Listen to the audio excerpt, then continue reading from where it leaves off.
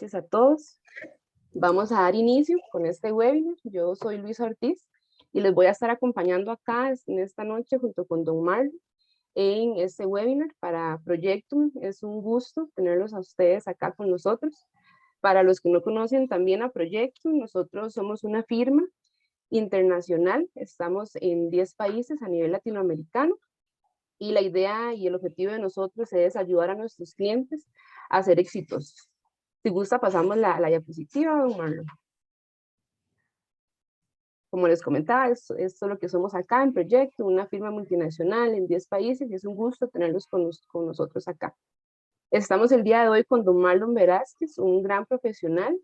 Don Marlon tiene bastante experiencia en toda esta parte de proyectos, tiene una licenciatura en Ingeniería Civil, un máster en Administración de Negocios, es especialista en organización, planificación y de equipos y de obra, y también tiene una especialización en lo que es seguridad en la edificación, experto también en gestión de contratos de asociaciones público-privadas y por supuesto que es certificado como PMP. Mucho gusto, don Marlon. Bueno, un placer, el gusto es mío, el poder compartir con todos los profesionales en el área de gerencia de proyectos interesados en estos temas de la formulación y evaluación de los proyectos y de la gestión de los proyectos. Y obviamente que aquí estamos a la orden, ¿verdad? Para servirles y aportar un granito de arena en relación a esta temática. Perfecto. Y bueno, como ya todos saben, tienen acá habilitado lo que es el chat y la parte de preguntas, para que ustedes hagan cualquier consulta, comentario y participen en el webinar. Al final de la presentación vamos a estar respondiendo las preguntas y también recordarles que para lo que es el PDU tienen que estar conectados un mínimo 55 minutos y el PDU se les haría llegar máximo un mes después de la presentación del día de hoy. ¿Ok? Ahora sí, don Marlon, el público es todo suyo. Gracias, muy amable, Luisa. Bueno, muy buenas noches a todos y a todas por hacerse presente a este webinar. El tema que vamos a desarrollar es la formulación y la evaluación previo al charter del proyecto.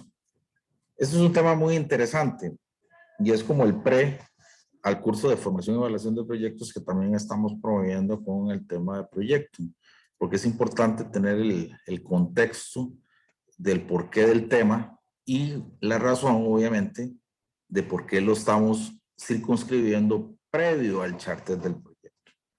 Cuando estaba yo desarrollando la maestría en Administración de Proyectos con la Universidad para la Cooperación Internacional, dentro del primer cuatrimestre que habíamos llevado en aquel momento, llevamos un curso de formulación y evaluación de proyectos. Y luego, teniendo la oportunidad de ir analizando, estudiando y desarrollando el estándar del PMI en aquel entonces para la gerencia de proyectos, desde ese momento eché a notar que el PMBOK no desarrollaba nada en relación al tema de la formulación y la evaluación de los proyectos. Se circunscribía básicamente al tema del desarrollo o el desarrollo de caso o caso de negocio, como quisiéramos llamarle, ¿verdad? O a veces mencionaba un poco el tema de la factibilidad de los proyectos, pero en sí prácticamente no lo desarrollaba, lo manejaba como un entregable, ¿verdad? O como una entrada, digamos, de los procesos iniciales.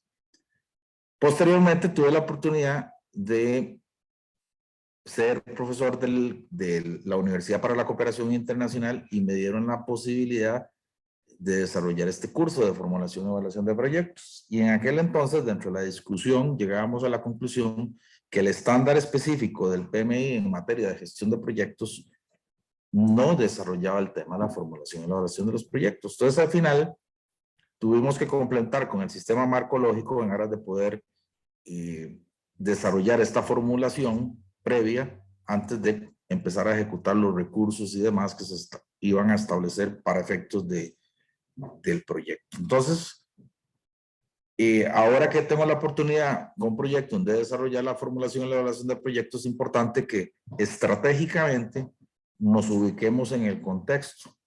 ¿Y por qué?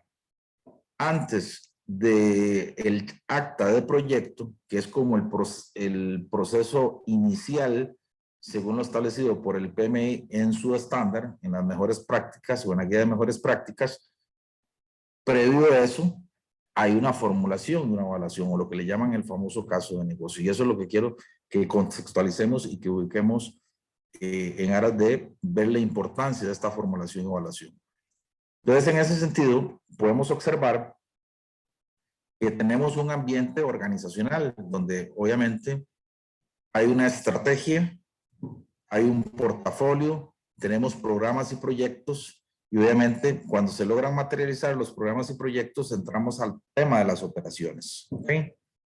En ese sentido,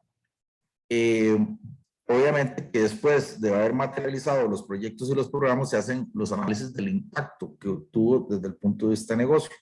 Y puede hacer que también hagamos análisis del desempeño del valor, si se generó algún valor en particular. ¿Ok? Lo cierto es que aquí, cuando nos vamos al estándar específico que tiene que ver con la gestión de los programas, según la última versión del PMI, observamos que a nivel de anteproyecto, antes de firmar el acta de constitución del proyecto, se habla del caso de negocio. ¿Qué quiere decir? Que previo a firmar el acta de constitución, siempre se va a desarrollar el caso de negocio para hacer los análisis respectivos y concluir si ese proyecto vale la pena o ese programa vale la pena, pero aquí estamos hablando de proyectos, corresponde o no desarrollarlo. Le damos los recursos, le damos el contenido presupuestario que necesita para poder ejecutarlo. Entonces hay un proceso a nivel estratégico previo al acta de constitución de proyecto para efectos de poder dar el banderazo de inicio. Entonces, un poco ese es el objetivo, que visualicemos esa formulación y evaluación necesaria que es parte del, obviamente del caso de negocio. Aquí podemos observar una figurita que viene del estándar de la gestión de los programas. Entonces aquí tenemos el famoso business case y lo que le llaman caso de negocio, igual, nada más que viene en inglés, y el desarrollo del modelo, que a nivel de portafolio, obviamente, se tienen que hacer los análisis de todos los componentes del portafolio. ¿Okay? Entonces, en ese sentido, reiteramos que no solamente en el estándar de la gestión de portafolio, sino también en la gestión de programas, está claramente establecido el tema del caso de negocio. Y aquí, siguiendo el ciclo de vida de los programas, podemos observar que en la definición del programa, en los primeros pasos, se habla de la formulación del programa. Entonces aquí, lo vemos aquí en mano izquierda, cuando hablamos de la formulación del programa, es cuando empezamos a formular el programa con sus componentes, con todos los proyectos que tenga, y obviamente se hacen las evaluaciones si vale la pena o no desarrollarlo. En ese sentido, si hacemos un repaso conceptual en lo que corresponde a un portafolio, tenemos obviamente los diferentes programas, puede haber también al interno de ese portafolio, un portafolio A, con un programa A, programa B, y estos a su vez tendrán proyectos en el cual todos ellos son parte, digamos, del portafolio general. Entonces, en ese sentido, obviamente que previo, siguiendo los procesos que anteriormente estuvimos analizando, observamos, obviamente, ese tema, ¿verdad? De cómo está constituido. Entonces, si analizamos en específico los dominios de desempeño de la dirección de programas, cuando estamos hablando de la alineación estratégica del programa, dentro de esos procesos siempre vamos a desarrollar los casos de negocio. Y obviamente, después del caso de negocio, se firma el acta de proyecto. Entonces, yo creo que eso es importante que lo tengamos claro. Siempre va a haber un proceso estratégico previo al proyecto donde vamos a desarrollar el caso de negocio o la formulación y evaluación de los proyectos, que es un poco el objetivo del tema de esta charla o esta videoconferencia. Entonces, siguiendo con las figuras y siendo reiterativo, podemos observar que siempre vamos a definir un plan estratégico de la organización. Y obviamente, dentro de ese plan estratégico siempre vamos a tener programas, proyectos, portafolios y también las operaciones repetitivas normales que siempre se dan dentro de la organización, y seguidamente volvemos al mismo punto, caso de negocio del programa. Y cuando ya tenemos esa formulación y evaluación de los proyectos con los indicadores que nos dicen, mira, es rentable, vale la pena hacerlo, etcétera, ok, vamos al acta de constitución del programa o acta de constitución del proyecto. Entonces, obviamente, ya tenemos la certeza de que nos va a generar un BAN, una rentabilidad, una TIR, que hay viabilidad técnica para poder hacerlo, desde el punto de vista ambiental y sostenible, etcétera. Entonces, vamos con el acta y se firma y se da el banderazo de inicio del proyecto o del programa. Pero previo, repito, se hace la formulación y evaluación del programa o del proyecto. Entonces, un poco ese es el flujo a seguir, nada más que el estándar del PMI, repito, a nivel de proyectos, maneja como entrada el caso de negocio para el primer proceso, que es obviamente el desarrollar el acta de proyecto, que es una de las áreas de conocimiento de la integración. ¿Ok? Entonces, un poco para que vayamos ubicándonos en el contexto y a pesar de que uno se ha certificado y uno se ha estudiado el estándar para arriba y para abajo, lo cierto es que el PMI en su estándar de proyectos no desarrolla con detenimiento el tema de la formulación y evaluación. Inclusive en la parte de gestión de portafolios y en la parte de la gestión de programas menciona las mejores prácticas de manera muy general, pero no lo desarrolla. O sea, no indica las herramientas, ni menciona cómo hacerlo, ni lo estructura de tal forma como para tener uno claridad de cuál es el camino a seguir. Entonces, en ese sentido, aquí cobra la importancia del curso de la formulación y la evaluación de los proyectos. Entonces, aquí, en una de las cláusulas que tiene como fuente la gestión de programas, dice lo siguiente: estudios de viabilidad, utilizando como base el caso de negocio, las metas organizacionales y otras iniciativas existentes. Este proceso evalúa la factibilidad del programa dentro del perfil financiero, de abastecimiento, de complejidad y de restricciones de la organización. Este análisis contribuye al conjunto de información que los tomadores de decisión necesitan para aprobar o rechazar la propuesta de programa. Entonces, lo mismo aplica para los proyectos. Entonces, después de hacer todos los estudios y las evaluaciones, se toma la decisión si se va a ejecutar el proyecto o el programa o no.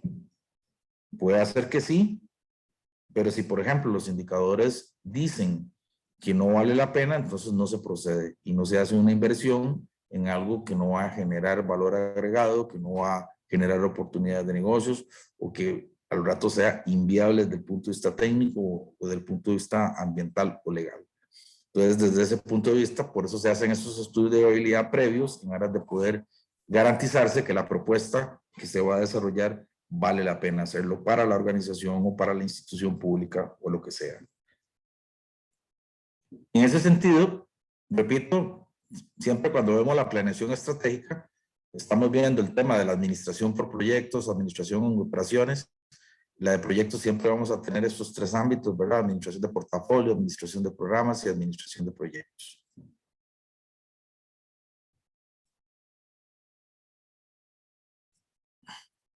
Entonces aquí, volviendo al tema de la planificación estratégica, cuando ya siempre vamos a tener en una organización una misión, una visión, se definen objetivos y metas, y obviamente vendrán las iniciativas que desde el punto de vista de la gestión de proyectos vamos a tener programas, proyectos, portafolios, etcétera. ¿Okay?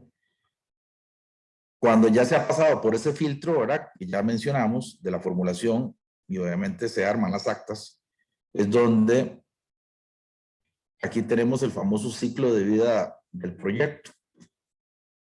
Y esta formulación y evaluación que abarca, yo siempre voy a determinar un problema, una necesidad u oportunidad.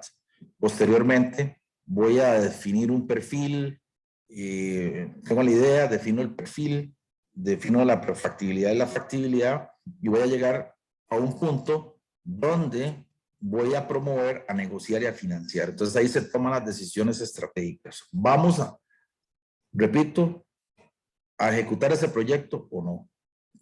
Si tiene los indicadores positivos, entonces se promociona, se negocia y se financia. Entonces, todo esto que estamos hablando es lo que le llamamos la formulación y la evaluación de los proyectos. Y ya posteriormente procedemos con la administración del proyecto como tal, y cuando ya recibimos el producto al final del ciclo de vida del proyecto, procedemos con las operaciones y el funcionamiento normal de la empresa. Entonces ahí, obviamente, tenemos ese ciclo inicial donde estamos circunscritos con la formulación y evaluación, que es más estratégico para la toma de decisiones, y obviamente es el banderazo de inicio para poner en el acta de proyecto que vamos para adelante.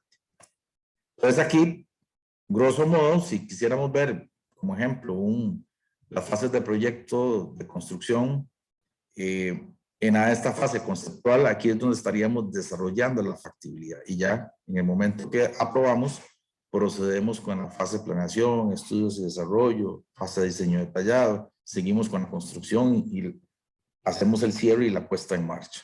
Viéndolo el esquema desde otro punto de vista,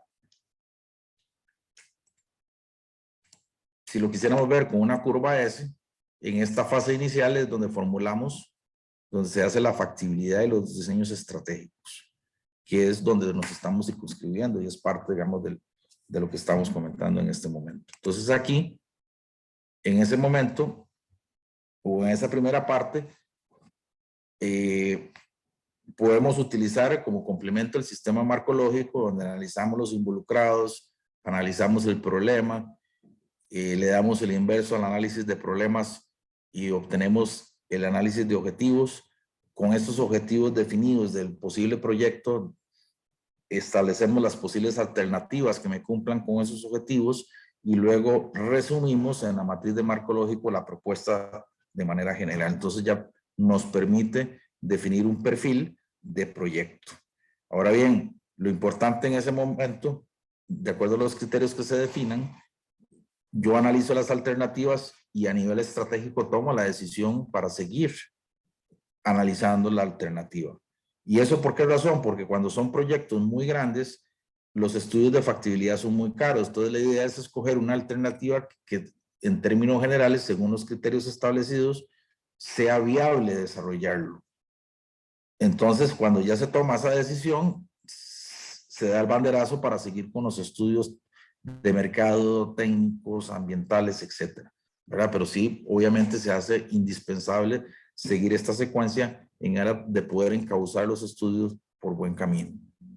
Y aquí, obviamente, volviendo al esquema de la curva S, donde teníamos la fase inicial de la formulación y la factibilidad, esa primera parte que lo podemos ver en el circulito, va a llevar una identificación, un perfil, la prefactibilidad y la factibilidad.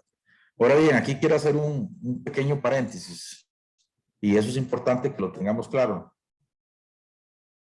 Cuando uno está fungiendo como project manager, yo no tengo que ser experto en formular y evaluar proyectos, pero sí, como project manager debo tener claro que se hace indispensable contratar a las personas o a las empresas adecuadas para desarrollar esos estudios, y la información que arroje esta formulación y evaluación me va a permitir tomar las decisiones respectivas, ¿ok? Entonces ahí, como uno como lo que hace es gestionar los diferentes estudios como tal, y obviamente que esa información me tiene que servir para la toma de decisiones, ¿ok? Entonces, en ese sentido, siguiendo acá, vemos que el mismo esquema del ciclo de vida del proyecto, en la fase de la formulación y la evaluación, o esa fase inicial, vamos a desarrollar los diferentes estudios. Entonces, ¿cuál es la idea? Que podamos analizar el alcance del mercado, el alcance técnico, la parte ambiental, organizacional, lo jurídico, lo financiero y, ¿por qué no, lo económico-social? Entonces, obviamente, en cada uno de ellos vamos a tener cierto nivel de especificidad para garantizarnos de que el proyecto, el programa que queremos implementar, sobre todo cuando se trata desde el punto de vista de negocio, vale la pena o no. Y eso es un poco lo que vamos a ir viendo. En el caso de los estudios de mercado, desarrollar un proyecto que no tenga demanda, ¿para qué lo vamos a desarrollar? Por lo general tiene que darse una demanda insatisfecha. Y de igual forma, tengo que analizar la oferta que hay en el mercado actualmente. O sea, cómo anda la competencia. Si hay oferta que esté dando, digamos, el mismo servicio o producto al que yo quiero promover.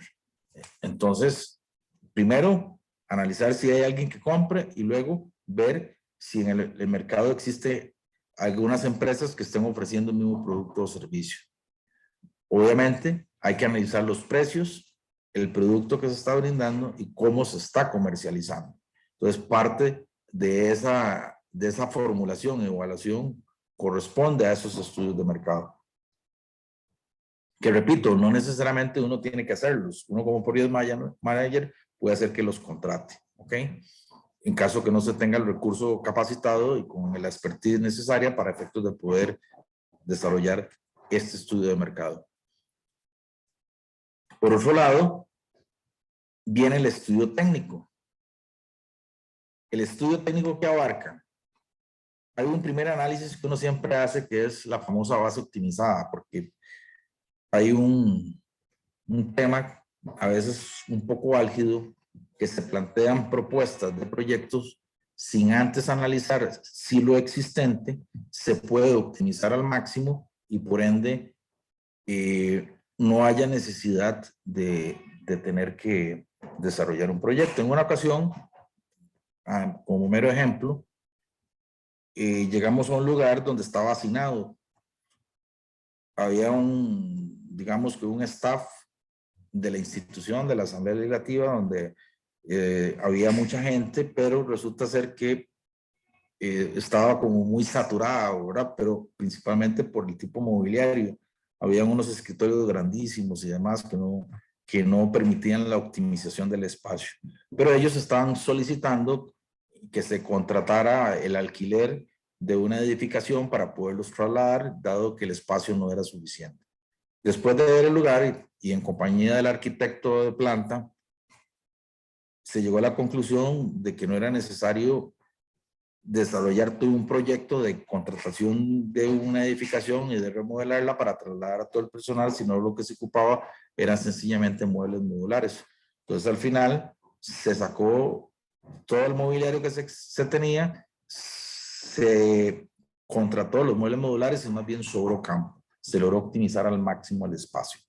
Entonces, a eso es lo que llamamos base optimizada, en aras de poder optimizar al máximo lo existente y no proceder. Entonces, ese es el primer análisis que uno debería hacer. Posteriormente, hay que definir el tamaño. El tamaño va a estar directamente relacionado con la oferta que se presenta al mercado. Entonces, obviamente que si yo tengo un local donde quiero vender hamburguesas, pero resulta ser que lo que quiero ofertar son alrededor de unas 1000 hamburguesas al día, entonces para poder lograr esa oferta al día de 1000 hamburguesas, yo necesito un tamaño determinado de espacio, de producción, de equipo, de personal, que me permita dar esa oferta al mercado de vender 1000 hamburguesas. Entonces, en todos los campos igual uno define un tamaño. La localización, tanto macro como micro. Macro, entiéndase que puede ser un país, y micro, la especificidad donde te vas a ubicar. Tecnología, qué tecnología vas a utilizar, más ahora. El tema ingenieril, cuáles son todas las brechas en materia de infraestructura que se requieren. Aspectos administrativos que se ocupen tanto durante el ciclo de vida del proyecto como durante el ciclo de vida del producto, que son estructuras muy diferentes, pero que obviamente me generan costos tanto en el ciclo de vida del proyecto como cuando entra uno en operación, y los costos de inversión y operación correspondientes que se tengan que hacer, y algunos aspectos legales que a veces se toman en el estudio técnico, pero eso lo vamos a ver, digamos, en otros aspectos. Luego, de igual forma, principalmente en los proyectos que tienen que ver con materia de infraestructura y demás, se toman en consideración los famosos estudios ambientales. Entonces, hay aspectos de carácter físico, biológicos, socioculturales, económicos. No solamente son los temas que tienen que ver con los pajaritos o los árboles, sino que también hay aspectos socioculturales que han de tomarse en consideración, y cuál es el impacto económico que se tiene en relación a la implementación del proyecto. Por ejemplo, si usted hace una carretera nueva, como lo que sucedió en en la 27, aquí en el país. Antes, para usted movilizarse desde San José o del Gimnasio Nacional hasta la zona de Punta Arenas, podría estar durando 1 hora y media, 2 horas aproximadamente. Ya luego con la ruta 27, hago la aclaración, no en saturación, usted debería de movilizarse de una manera rápida y lograr un ahorro de tiempo y de gastos a la hora de salir desde San José hasta Punta Arenas.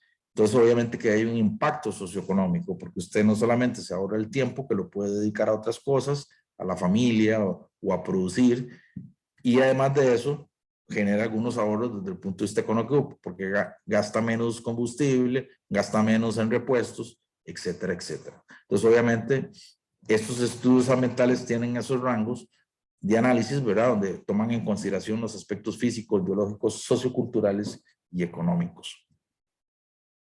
Luego, los aspectos legales.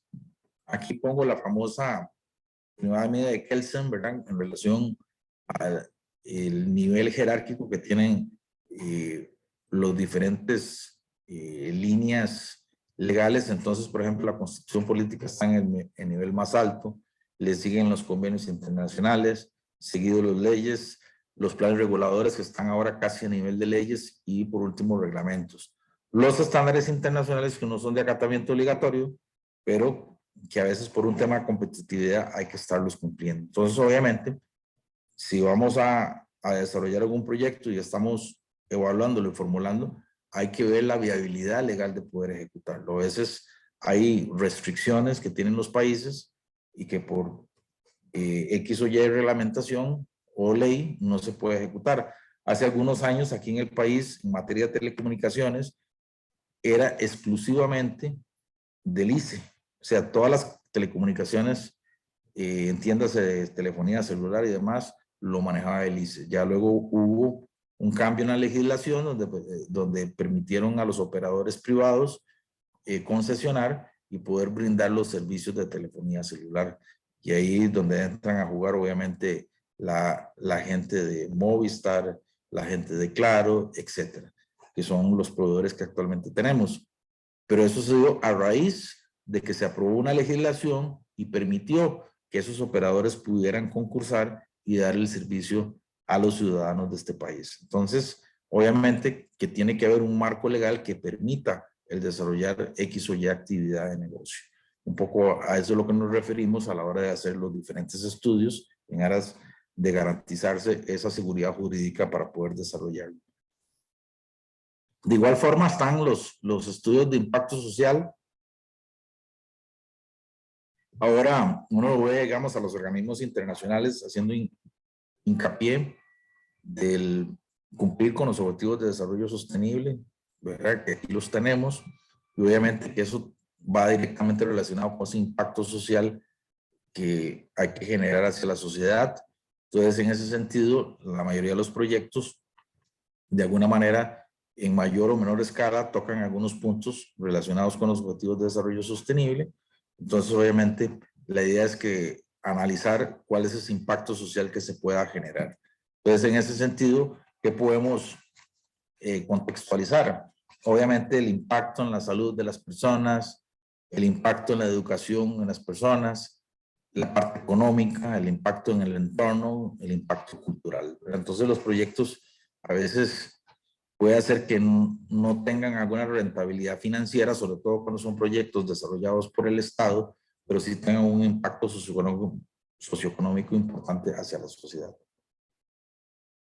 Inclusive hay un caso, recuerdo, mi padre de pura casualidad, en un momento dado, compró algunos terrenitos ahí en la zona de Gandoca, Manzanillo, pero en el pueblo de Gandoca, que se entra casi llegando a la frontera con Panamá por el lado de Zixaola, y en ese tiempo no había luz. Eran como alrededor de unos 6 o 7 kilómetros de la calle principal o de la carretera principal hacia la costa. Y en ese momento no había electricidad y eran muy pocas casas, había muy pocas familias en ese sector. Podemos mencionar que tal vez podían haber alrededor de unas 30, 35 familias en todo el recorrido. El ICE hizo una inversión de poder colocar todos los postes y toda la electrificación o todos los cables eléctricos para llevar la electrificación hacia esa zona. Y al final yo hacía unos números muy rápidos, en el sentido que si uno cada 100 metros con los postes y con el cable lo pusiera uno, qué sé yo, a un costo, no sé, de unos 5 millones a 10 millones de colones. Imagínense, son 7 kilómetros, al final tenemos 70, multiplicado por esos 10 millones, estamos hablando de 700 millones de inversión, tal vez no tanto, pero pongámosle que oscila entre los 400 a 500 millones. Usted analiza el recibo de luz que paga una familia, que pueden ser, no sé, máximo unos 30,000 colones, multiplicado por las 40 familias aproximadamente, ahí podemos tener alrededor de 1 millón de pesos por mes, multiplicado por 12 millones al año, pero hiciste una inversión de 400 millones de pesos, o sea, vas a recuperar la inversión probablemente por arriba de los 40 años. Un privado es muy difícil que vaya a hacer una inversión de ese tipo para recuperar la inversión a 30, 40 años. Eso solo lo hace el Estado. Entonces ahí el objetivo primordial es ese impacto social que va a tener el recibir la electricidad a un grupo de familias de escasos recursos. Entonces ahí, obviamente que los proyectos también de igual forma hay que analizar ese impacto a la sociedad para efectos de tomar las decisiones estratégicas, ya hablando en específico como un ente estatal, ¿ok? Y de igual forma, obviamente en la parte social vemos la salud, la educación, aspectos económicos, lo que hablábamos, ¿verdad? La atención médica a la población, disminución de la mortalidad, aumento de natalidad, aumento de la escolaridad de la población, mayores oportunidades de obtener empleo, ahorros de tiempo y costos de movilización, acceso a la energía para producir, acceso a las comunicaciones para producir, etc. Y vamos cerrando con el tema de la evaluación financiera.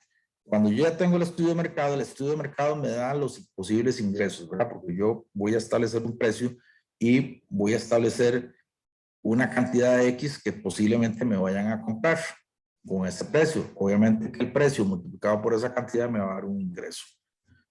Entonces, obviamente que cuando inicia las operaciones o comienza el ciclo de vida del producto, donde empiezan a generar los recursos, obviamente vamos a tener unos ingresos. Pero por otro lado vamos a tener los costos de operación y mantenimiento. Entonces también para operar tiene un costo y para darle mantenimiento igual. Hay unos costos del ciclo de vida del proyecto que son los costos de inversión. Todos esos me permiten armar un flujo de fondos. Tengo que definir de dónde viene el dinero, las fuentes de financiamiento y ya luego empiezo a hacer los análisis de sensibilidad donde calculo el BAN, la TIR, la rentabilidad, ¿por qué no? El tema del punto de equilibrio, etcétera, en aras de ver si el proyecto que voy a desarrollar o el programa es rentable. Por eso es que uno analiza, porque si hey, yo como privado voy a hacer una inversión, pero resulta ser que el proyecto no es rentable, entonces ¿para qué voy a invertir en eso si me va a dar pérdidas? No tiene sentido. Por eso es que yo de previo hago los análisis para tener claridad si vale la pena o no. Inclusive hace un estudiante que en un determinado momento tenía la familia una lechería, a él se le ocurrió que podrían de alguna manera tecnificar mejor el proceso de la recolección de la leche, poniendo equipos y todo lo demás. Entonces, desde cuando empezó a formular, estaba con un ímpetu, ¿verdad? Y con un ánimo de lograr poder mejorar la productividad y tecnificar más el proceso. Pero cuando ya empezó a aterrizar los costos y ya empezó a ver cuáles eran los posibles ingresos por la venta de la leche, lo que había precios de mercado que no podían cambiar, ¿verdad? Dado la condición, resulta ser que no se hacía rentable el proyecto. Entonces al final llegó a la conclusión que hacer esa inversión de tecnificar todo el proceso con equipos y demás no valía la pena, no daban, de acuerdo a los precios establecidos del mercado, no daba el negocio. Entonces, ¿para qué iban a hacer una inversión de ese tipo si no dan los números. Entonces, un poco de eso se trata, la evaluación financiera, aterrizar esos números para ver si vale la pena o no desarrollar el proyecto como tal. Entonces, obviamente, cuando estamos viendo el puro final, la factibilidad del proyecto, vemos la demanda insatisfecha para el proyecto, si hay competencia razonable, capacidad técnica para ejecutarla, legalmente si es posible, sostenible ambientalmente, desde el punto de vista financiero, si el plan es mayor a cero, si el TIR es mayor a la tasa ponderada del proyecto, que la rentabilidad sea mayor a cero y financiamiento asegurado. Pues obviamente, para que tomemos la decisión si vale la pena o no, y tomamos en consideración todos esos aspectos para la toma de decisiones. Y los alcances del estudio, al final, se terminan circunscribiendo ¿a qué? A una descripción del proyecto. Hay que definir la problemática, la justificación, definir los objetivos del proyecto como tal, productos, supuestos y restricciones. Obviamente vamos a tener los anexos y herramientas del marco lógico, ¿verdad? Las herramientas que estamos viendo ahora, que es el cuadro de involucrados, el análisis de problemas, el análisis de objetivos, el análisis de las alternativas y la matriz del marco lógico. Y ya cuando tomamos la decisión de cuál alternativa vamos a analizar, procedemos obviamente a documentar los estudios de mercado, técnico, ambiental, organizacional, legal, financiero y la parte socioeconómica para llegar y concluir si el proyecto es viable y factible.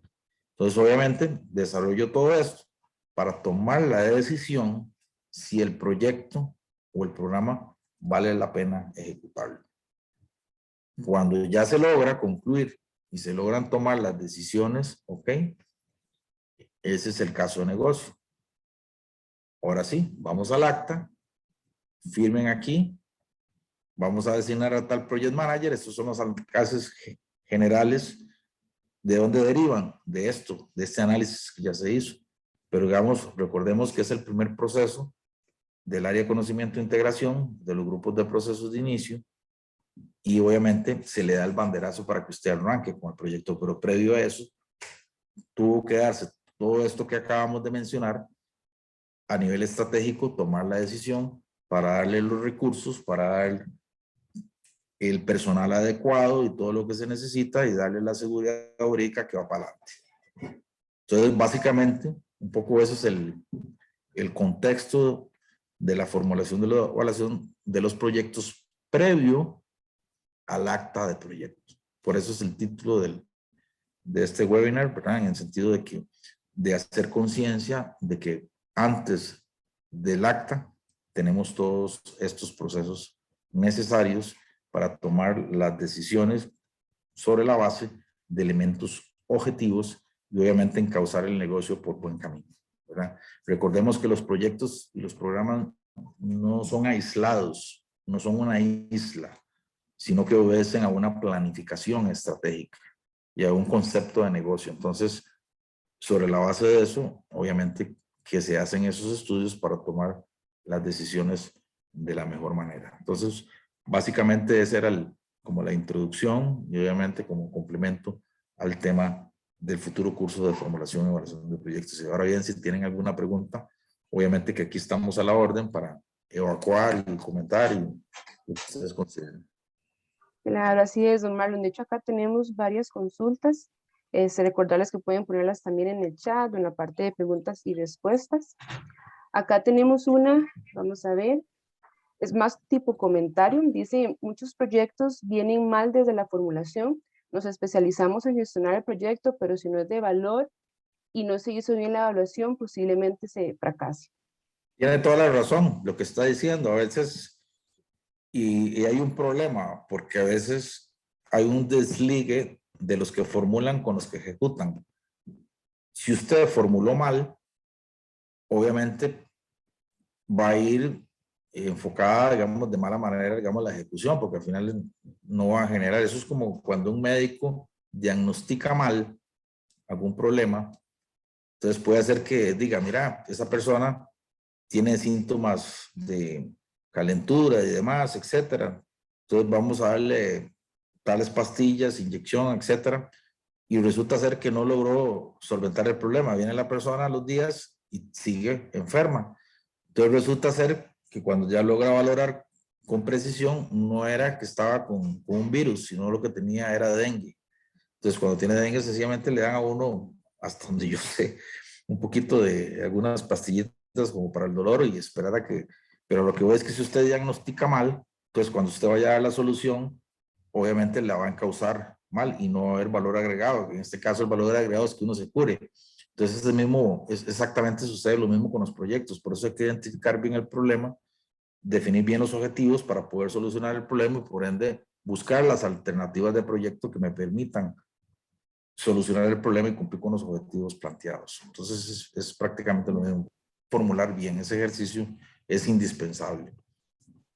Claro, por acá tenemos más. Dice, muchas veces se contratan empresas que no tienen expertise en el área en la que se desarrolla la empresa. ¿Qué recomienda que debe tener una empresa que formula proyectos? ¿En qué se debe poner atención en ese tipo de proveedores? Ok, bueno, eso es importante. La empresa primero que todo tiene que marcar la cancha, me disculpan ahí el término o el argot popular, de qué es lo que quiere.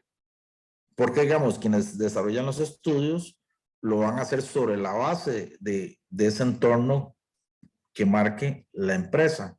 Entonces, obviamente que si yo estoy en materia de infraestructura, quiero desarrollar una carretera, entonces habrá que analizar las cantidades de población que hay, cuánta gente podría estarse movilizando de ese punto hacia la ciudad o los puntos que vas a conectar con la carretera, en fin. Entonces, al final, dependiendo del tipo de negocio, entonces obviamente las empresas se especializan, digamos, en los diferentes estudios, ¿verdad? Entonces, uno trata de buscar en el mercado las que estén alineadas un poco al negocio que se busque, ¿verdad? Para tratar de no contratar a alguien que tal vez no tenga la expertise necesaria del campo al que uno quiere desarrollar el proyecto. Yo creo que eso es fundamental. Entonces ahí tiene que haber una retroalimentación entre ambas partes, porque obviamente quienes desarrollan los estudios necesitan que el concepto de negocio esté muy claro, ¿verdad? Y hacia dónde quiere dirigir el proyecto, ¿verdad? Yo creo que eso es fundamental. Ok, vamos a ver por acá. Dice en su experiencia, ¿qué tan necesario es que un project manager se capacite y sepa de este tema? Un project manager. A mí me parece que es fundamental que se capacite porque los proyectos no nacen de ocurrencias, tiene que haber sentido y tienen que estar alineados a la planificación estratégica. Entonces a veces lo que sucede es que uno ya le dicen a uno, mire, comience con ese, ejecute esto, pero previo a esa ejecución tuvo que haber todo un proceso estratégico de toma de decisiones y eso hay que entenderlo, porque si usted no tiene claro cómo fue que se conceptualizó desde el puro inicio, puede hacer que se presenten algunos sesgos en la ejecución. Por eso, ojalá, lo ideal sería que quien vaya a ejecutar de alguna manera participe o aporte algunos insumos durante ese proceso de formulación. A veces sucede mucho en materia de infraestructura que cuando se definen los tamaños o se definen los alcances, durante el proceso de formulación se obviaron un montón de cosas. Entonces ahí, cuando nos damos cuenta, se disparó el presupuesto porque se omitió y hubo que agregar o generar adendas en aras de poder amoldar el producto de mejor manera, pero eso se ve reflejado en costo, en tiempo y en otros aspectos que pueden al rato hasta generar mucho problema y cuidado no, hasta hacer lo inviable el proyecto porque no alcanza la plata. Entonces en eso hay que tener ahí, como quien dicen, mucho cuidado, ¿verdad? Claro. Dice por acá, don Marlon, en su experiencia, ¿cómo podemos involucrar a los altos mandos de la organización a participar en la evaluación de un proyecto que es clave para la empresa? Bueno, yo creo que una de las áreas de conocimiento que después del proceso de armar la norma ISO en materia de gestión de proyectos, el PMI concientizó de que era necesario que se agregara el área de conocimiento de los interesados. Y precisamente creo como parte de los procesos que manejan las empresas en materia de gestión de proyectos, es necesario que los interesados internos, entiéndase los tomadores de decisión, tengan una participación o tengan conciencia de esa formulación para efectos de poderlo alinear a la estrategia de la organización. Y ahí hay que tener mucho cuidado con los ocuyectos. ¿Cuáles son los ocuyectos? Las famosas ocurrencias de proyectos, porque a veces hay gente que tiene mucho poder dentro de la organización, se le ocurre algo que no tiene ningún alineamiento con la estrategia de la organización, y cuando usted se da cuenta, ya lo ejecutaron, pero no aportó nada, o se hizo un gasto innecesario, y ahí está. Pero como dice el dicho popular, el que tiene más garganta traga más pinol. Entonces, pero esa persona tenía mucho poder a lo interno y sobrellevó el proyecto, eh, a pesar de que no tenía una formulación, una evaluación como tal, y no tenía sentido desarrollarlo. Entonces, en ese sentido, vuelvo a lo mismo, creo que deben haber procesos donde los interesados internos participen, entiéndase la alta gerencia, y que obviamente estos proyectos y programas estén alineados a la estrategia, ¿verdad? Tiene que haber un alineamiento, porque si no, no tiene sentido. Cuando usted aísla eso es donde se empiezan a generar los problemas, ¿verdad? Entonces hay que buscar esos espacios que permitan esa interacción entre los tomadores de decisión y los que están formulando. Perfecto. Tenemos por acá, dice, ¿en qué parte o fase, proceso se hace el análisis de riesgos y cómo se mide el impacto en el proyecto? Ok, bueno, la parte de los riesgos, recordemos que hay un área de conocimiento que valora ya en específico los riesgos del proyecto. Aunque cuando estamos en la parte de formulación y evaluación, a veces se hacen los famosos análisis de sensibilidad para saber cómo afectan algunas variables al proyecto. Voy a poner un ejemplo. ¿Qué pasa si en un determinado momento, ahora que estamos con estos temas de los combustibles, o hay algún otro insumo, se dispare? Entonces, ¿qué tanto afecta la inversión o qué tanto afecta la operación de mantenimiento? Entonces, uno hace la simulación para saber qué podría suceder, o un proyecto que esté estimado en dólares, pero estoy recibiendo la plata en colones. Si el tipo de cambio tiene valga la redundancia, un cambio muy vertiginoso, ¿cómo nos estaría afectando el proyecto? O, por ejemplo, si el precio de los servicios o del producto que se quiere vender baja o sube, ¿cómo nos afectan el proyecto? Entonces se hace un análisis de sensibilidad para ver qué tan riesgosa es una u otra variable que podría estar afectando el proyecto, digamos, desde el punto de vista de negocio. Ya cuando se aprueba y se le dan los recursos, ya el análisis de los riesgos va más de la mano con los entregables que se van a gestionar, ¿verdad? Entonces uno ve qué eventos se pueden presentar con su probabilidad de ocurrencia y su probabilidad de impacto, y obviamente va uno estableciendo si puede ser un plan de qué estrategia voy a manejar, si voy a transferir, como en el caso de los seguros, o si voy a mitigar, o si voy a aceptar, digamos, el evento, el golpe directo. Entonces tengo que tomar las previsiones con un plan de contingencia, dejar una plata presupuestada en aras de poder solventar el evento de riesgo. Entonces, dependiendo del momento, ¿verdad? En que es, digamos que los matices del análisis de riesgo son un poquito distintos, ¿verdad? Pero ambos son muy valiosos, y sobre todo el puro principio para ver esos aspectos de negocio principalmente. Ok, vamos a ver acá las preguntas del chat directamente. Dice, ¿cómo se debe manejar esa transferencia de información y datos desde la evaluación en caso de ser factible a su implementación? Ok, cuando yo ya obtengo los datos, después de formular y evaluar, alguien tiene que tomar decisiones. Entonces, obviamente, los que son propietarios, por lo general, lo que tienen el mando ahí gerencial de la organización, verán los indicadores y dirán, mira, esto me genera valor agregado dentro de la organización, me genera rentabilidad, etcétera, y dirán, ok, vale la pena, y se tiene que tomar la decisión, porque de todo proyecto necesita recursos, personal, plata, tiempo, etcétera, etcétera.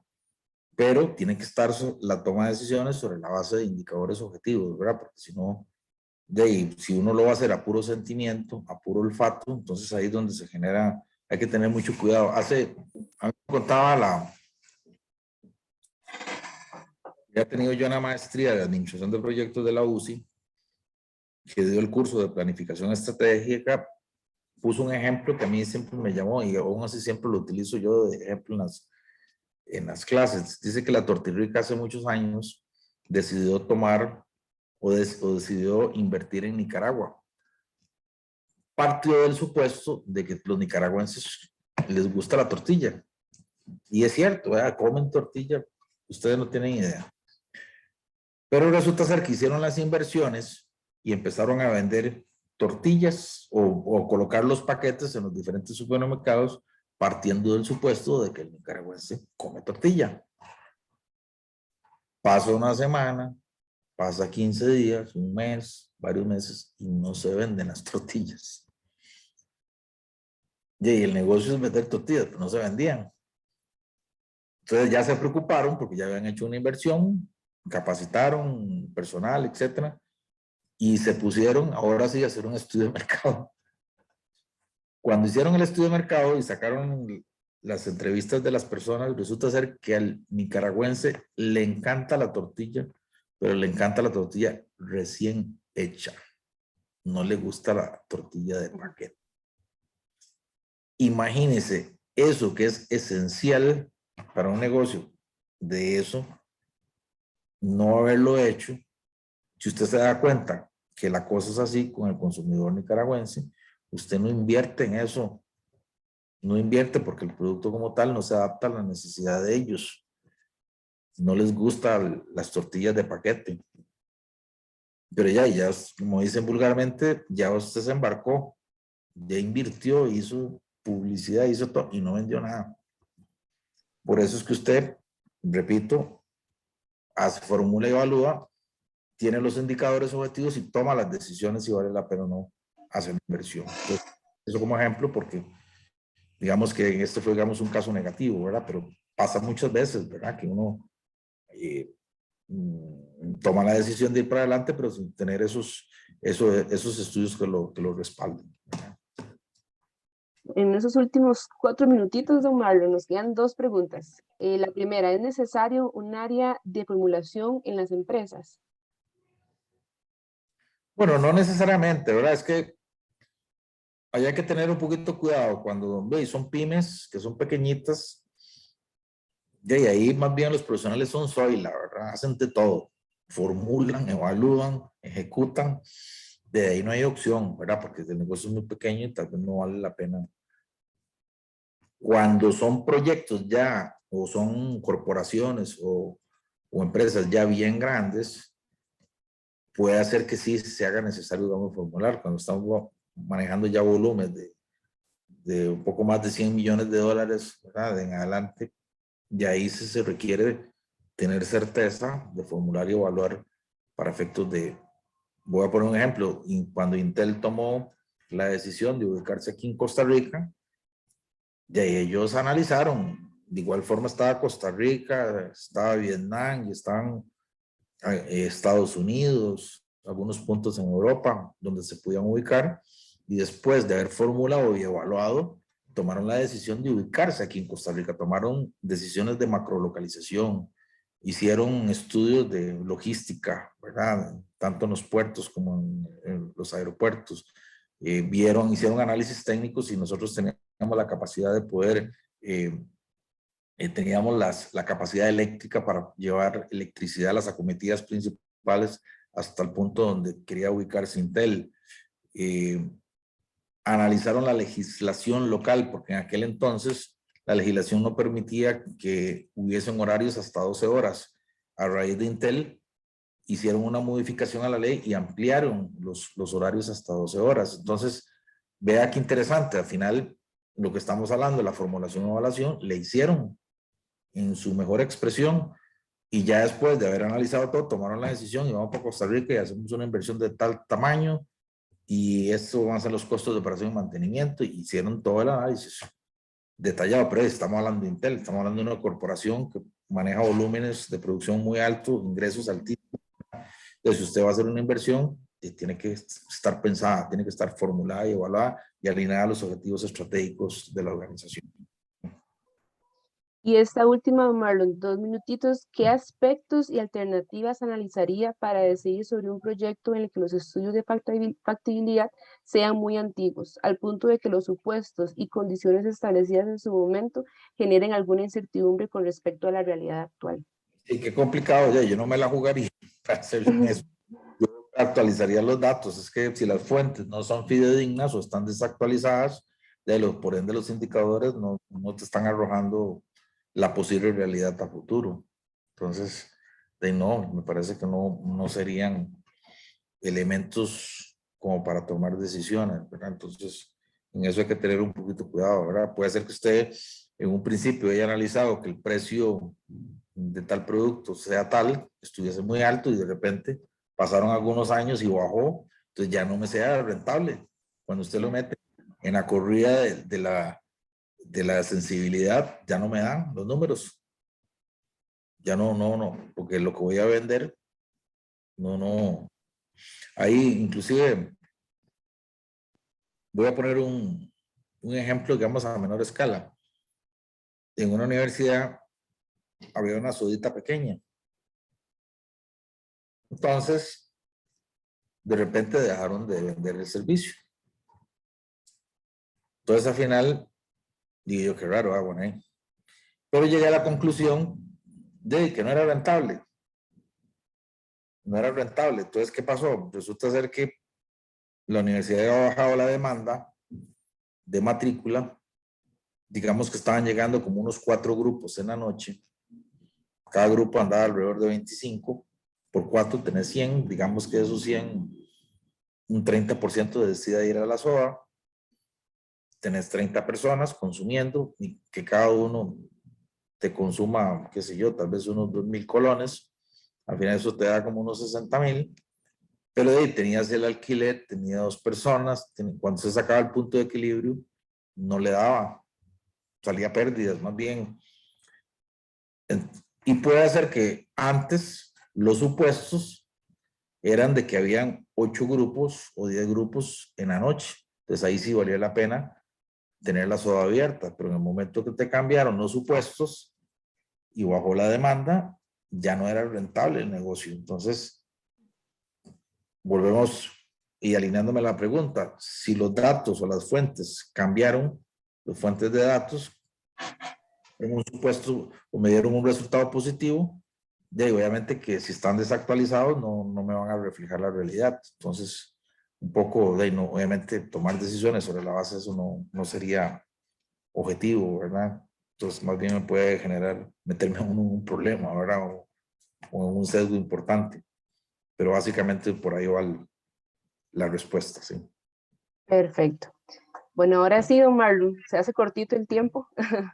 Ya son las 7 de la noche. Agradecemos muchísimo a todos los que nos acompañaron. Si gusta, pasamos la diapositiva, don Marlon. Recordarles a los participantes que se les envía lo que es el PDU, máximo un mes después. Vamos a compartir la PPT que ahí estuvieron también consultando. Y aprovecho en estos minutitos para enviarles lo que es la encuesta. Son 2 preguntas súper rápidas para poder nosotros también pues, seguir mejorando y darles toda la información que necesiten.